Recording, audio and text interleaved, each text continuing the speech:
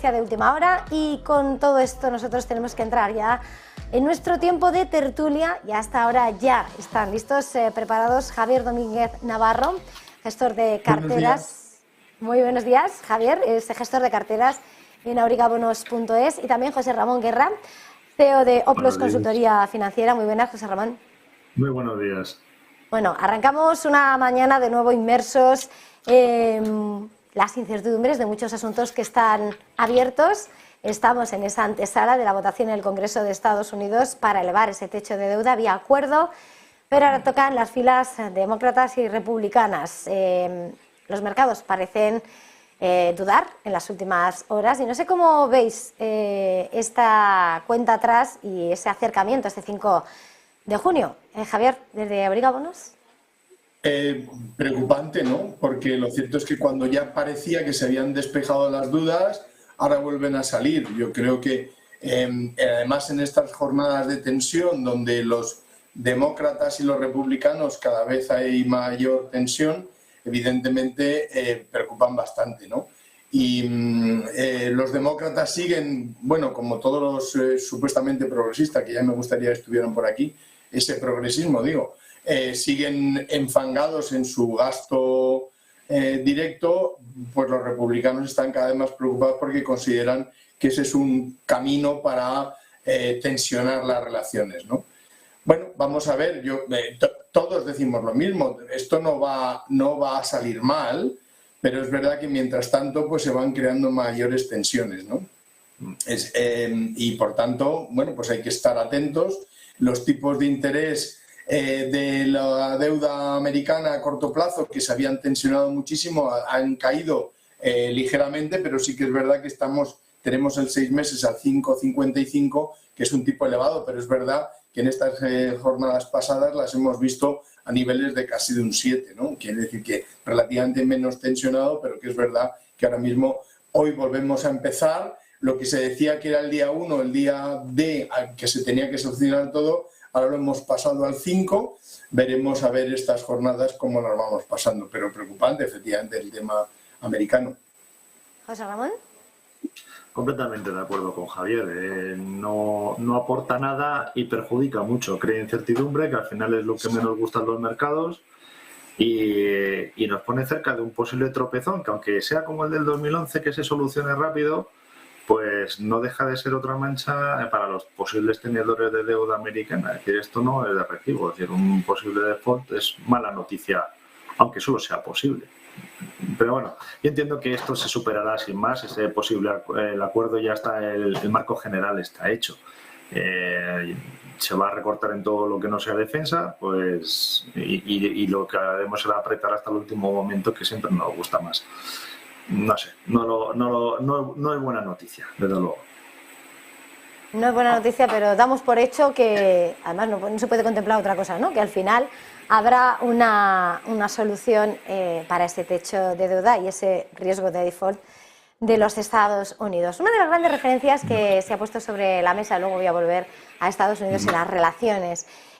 Está ese informe de estabilidad financiera que ha presentado el Banco Central Europeo, señalando cómo después de las turbulencias del mes de marzo se puede presumir de lo que ha sido la respuesta del sector bancario, pero ha puesto la atención en que ha sido una nueva llamada a que hay que vigilar esa solvencia de los bancos, que hay vulnerabilidades, y también advertencia de cómo esos altos precios, y que puede ser que ese endurecimiento o un deterioro de la actividad económica pueda conllevar riesgos tanto al sector bancario como al inmobiliario, que vuelve a estar en el punto de mira. Ese escenario del Banco Central Europeo, lanzando ese diagnóstico en torno a los riesgos que sacuden a la eurozona, la mirada de la banca, ¿qué destacaríais? ¿Cómo veis en este momento lo que está siendo ese escenario, ese desarrollo de la macro en Europa?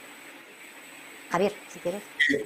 Sí, lo que está claro es que está habiendo, con el tema de quitar los estímulos por parte del Banco Central, está habiendo un cambio de escenario ligero y despacio, pero auténticamente cierto.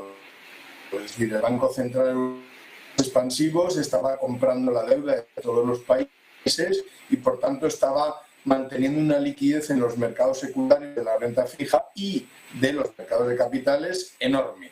porque en definitiva entraba por un camino que era la compra de deuda pública y ligeramente también bonos corporativos, pero ese dinero también redundaba en el mercado. Entonces es verdad que el cambio, la retirada de estímulos por parte del Banco Central Europeo está haciendo un pequeño cambio de juego que se va a convertir en peor en la medida en que vaya pasando el tiempo y que de alguna forma los mercados lo vayan asumiendo.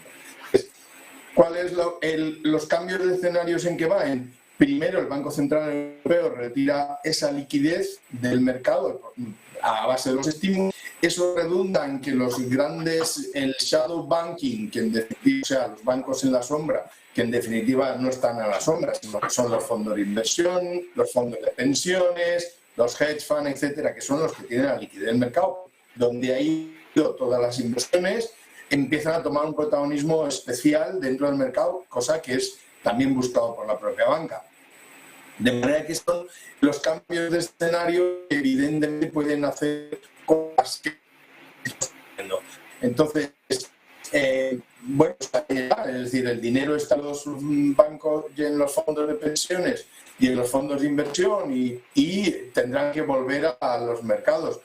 Y además, esta retirada de estímulos está en todo caso quitando a todos los que son los makers en el mundo de la renta fija, le está quitando incentivos y armas. Por tanto, nos podremos encontrar que en los mercados secundarios de renta fija a lo mejor va a haber un momento de falta de liquidez en algunos bonos o en algunos emisores. Yo creo que todo esto es coyuntural, que evidentemente no va a más, pero hace bien el Central Europeo al menos asumir que eso está.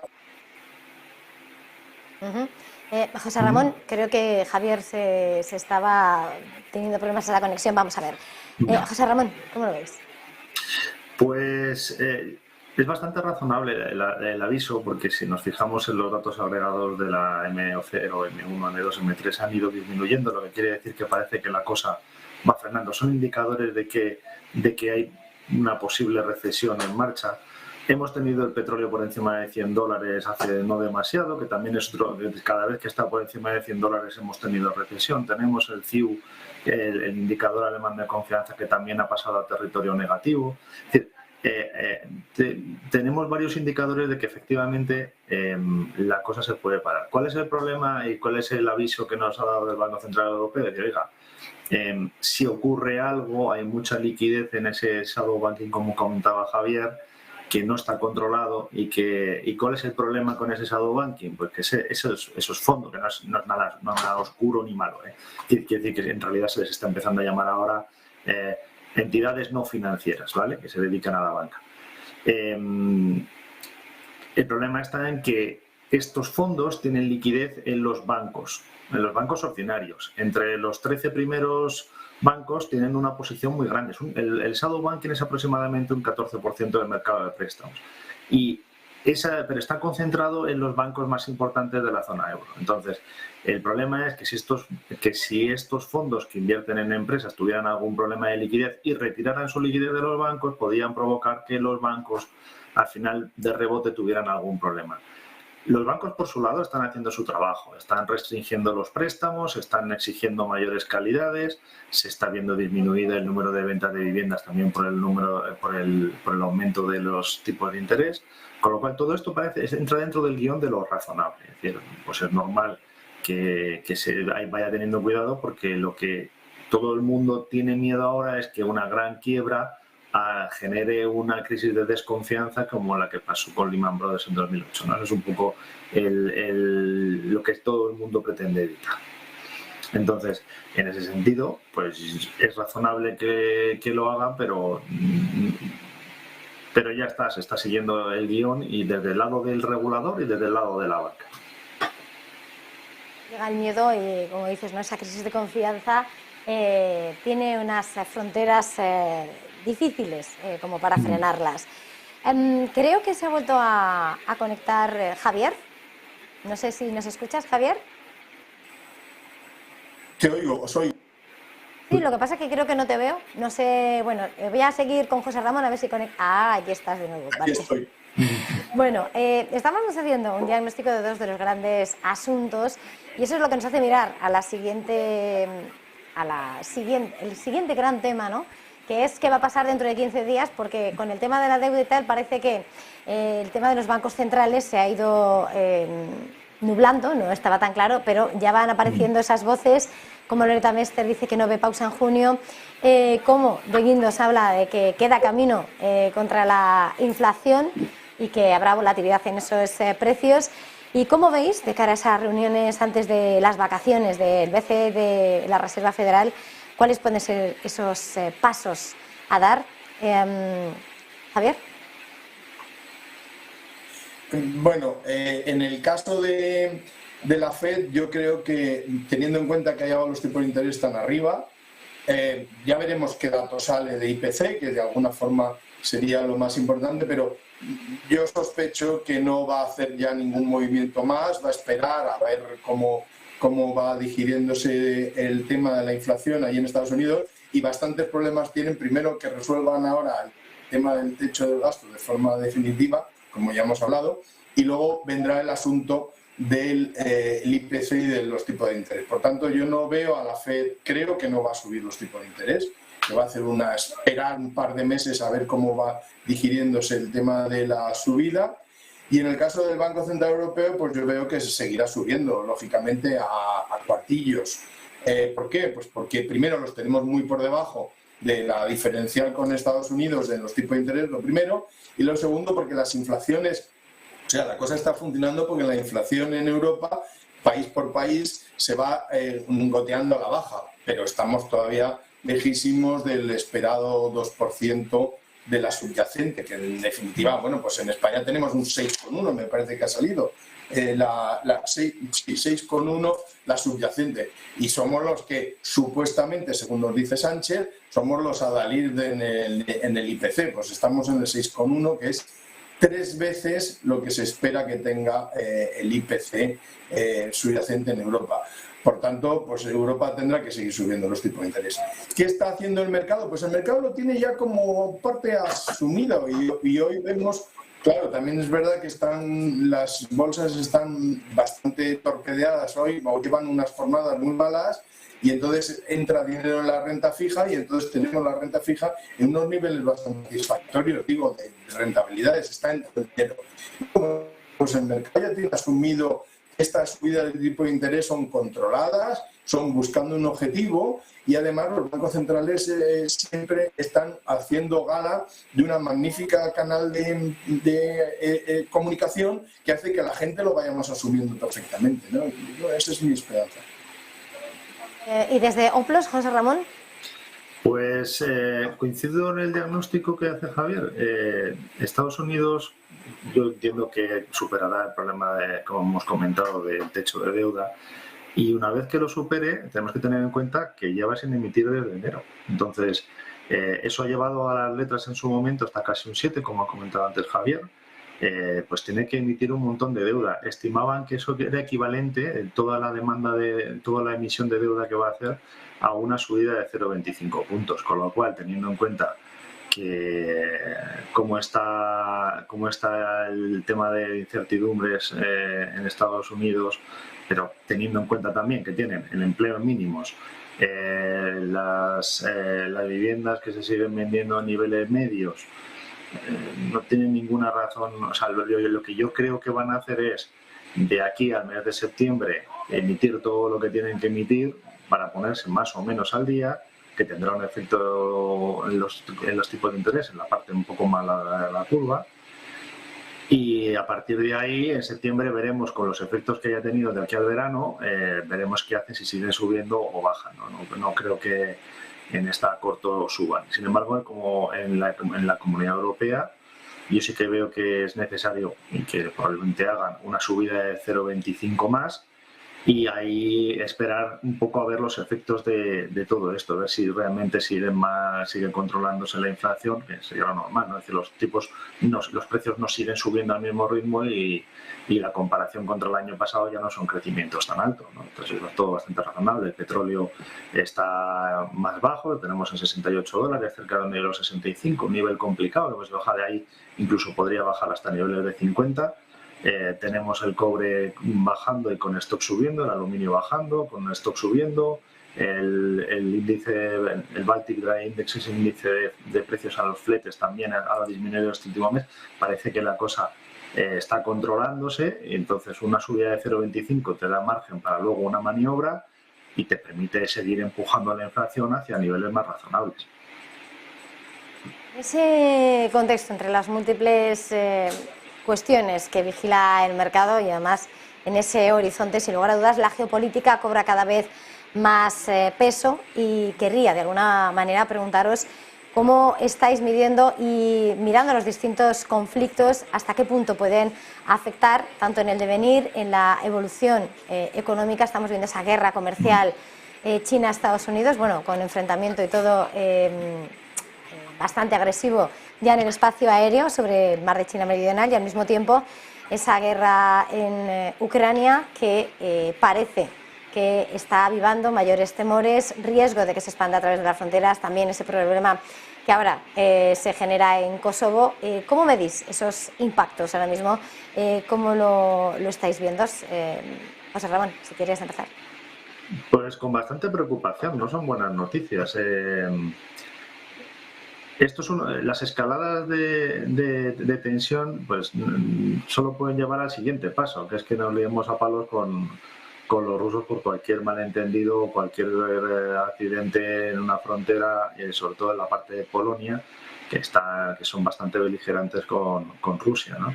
Entonces, en la parte que tiene más que ver con China, ¿no? Digamos que Rusia se ha convertido más bien en un problema europeo, y lo que le preocupa realmente a Estados Unidos es China. Yo tengo la sensación de que lo que debemos medir es cómo va el desarrollo de las fábricas de microcomponentes en Estados Unidos que se están trasladando de Taiwán a Estados Unidos, porque en el momento que estén trasladadas, yo creo que China no va a tener demasiado problema en decir, bueno, tú ya puedes fabricar fuera, ¿qué más te da este trozo de aquí? El problema que veo yo es que todo esto pinta mal, es decir, pinta hacia una escalada en la que pueda haber una guerra por un accidente o por una tontería como la que han protagonizado los pilotos esta mañana, el piloto chino y el piloto americano, porque el piloto chino al final ha sido un cafre acercándose, pero el otro no dejaba de estar en el límite del mar de China, que no deja de ser China. Entonces, las aguas territoriales que se andan disputando continuamente. Es decir, al final, entre todas las mataron y ya sola se murió. Y entre medias, los que vamos a sufrir la guerra, pues seremos europeos y asiáticos. No nos interesa, creo yo. Creo que Javier no está, y mirando precisamente a ver si lo podemos recuperar, pero mirando esas tensiones, y estabas poniendo la mirada, ¿no?, en cómo esa batalla comercial es más una guerra tecnológica entre Estados Unidos y China, en lugar de las fábricas, esa capacidad de producción, sin lugar a dudas, está en una de las claves, como el acceso a una tecnología u otra. En estos momentos, y mirando a lo que es efectivamente el mercado y los sectores que están siendo protagonistas, hemos visto cómo la inteligencia artificial dentro del sector tecnológico, como un subcapítulo, está gozando de autonomía, ¿no?, y disparándose ya también a todos los niveles, desatando preocupaciones y ambiciones. No sé, a la hora de mirar a la inversión, a las carteras, ¿cómo encaráis esa inteligencia artificial? Ese es un muy buen tema que creo que en general en España y nos estamos pasando un poquito por alto el tema de la evolución de la inteligencia artificial. Va a generar una curva muy cerrada en la economía, porque va a haber un impacto muy grande en el empleo, va a aportar su punto deflacionario como ha estado haciendo toda la tecnología estos últimos años. Pero realmente es un cambio comparable a la aparición de la máquina de vapor. Lo que pasa es que mientras que la máquina de vapor te podía llevar la implantación 50 100 años, esto se va a producir en 4 o 5. Es decir, hay un montón de empleos que se van a ver amenazados. De hecho, Estados Unidos ahora está como Corea del Sur se ha rendido a las presiones chinas y ha llegado a un acuerdo para el abastecimiento de semiconductores. Estados Unidos ha hecho un acuerdo con Japón para meterle presión a Corea del Sur. O sea, veis que todo esto está engranado en una guerra geopolítica que va un poquito más allá. Y el tema de la inteligencia artificial va a ser mucho más importante porque potencia todas las áreas de negocio. Es decir, un biólogo que no sepa demasiada programación con una inteligencia artificial puede llegar a generar un desarrollo mucho más amplio aplicando la inteligencia artificial a los conocimientos que tenga. Entonces, yo lo que veo es que estamos en un punto en el que las cosas van a coger mucha velocidad y ese uso de la inteligencia artificial va a ser clave para ver cómo de rápido nos movemos. Cuando pedían una pausa para la inteligencia artificial porque podía ser desastrosa para la humanidad, decían, no, paremos estos 6 meses. No va a pasar. Es decir, la ventaja que pueda tener ahora Estados Unidos a través de OpenAI o BARD de Google, no la van a dejar escapar, no le van a dar 6 meses a China para que les intente alcanzar. Aquí se va a apretar el acelerador a lo que dé el coche. Y los cambios los vamos a empezar a ver en breve y los impactos en el empleo los vamos a tener ya. De hecho, una parte, por ejemplo, para que veáis un ejemplo tonto, la huelga que hay de guionistas en Estados Unidos de cine, uno de los puntos que reclaman es cómo es el uso de la inteligencia artificial acerca de los guiones. Es decir, ya empieza, ya está aquí, ya lo tenemos aquí. Los traductores se van a ver afectados, los dobladores de voz ya están preocupados porque se puede doblar con la voz del actor original y se le vuelven a pintar los labios a las imágenes. Es decir, el impacto va a ser muy grande y va a llevar mucho menos tiempo que en otras ocasiones. Dudas, ya vemos cómo va saltando. No conocía, pero evidentemente esa reclamación, ¿no?, de los guionistas de Estados Unidos de cómo, hasta qué punto puede ocupar y desbancar la inteligencia artificial va a ser clave y crucial, aunque está claro por lo que pone sobre la mesa que lo que pueden lograr ahora no va a impedir, ¿no?, prevenir perjuicios finales. Lo iremos analizando. Muchísimas gracias. Javier no se va a poder incorporar con esos problemas, ¿ves?, de la ciencia. Veremos a ver qué haría la inteligencia artificial. José Ramón Guerra, CEO de Oplos Consultoría Financiera, ha sido un verdadero placer. Gracias, feliz jornada, feliz negocio. Igualmente, hasta luego. Nosotros hacemos una pequeña pausa para publicidad, enseguida.